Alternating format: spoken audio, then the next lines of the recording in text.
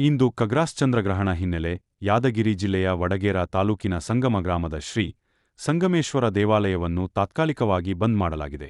ಗ್ರಹಣ ಮೋಕ್ಷದ ನಂತರ ದೇವಾಲಯದಲ್ಲಿ ವಿಶೇಷ ಪೂಜೆ ನಡೆಯಲಿದೆ ಎಂದು ಅರ್ಚಕರು ತಿಳಿಸಿದ್ದಾರೆ.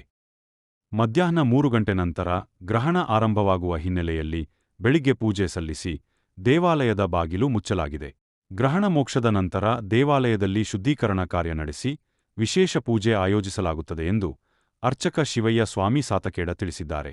ಭಕ್ತರು ಗ್ರಹಣ ನಂತರ ದೇವಾಲಯಕ್ಕೆ ಭೇಟಿ ನೀಡಬಹುದು ಎಂದು ತಿಳಿಸಿದ್ದಾರೆ.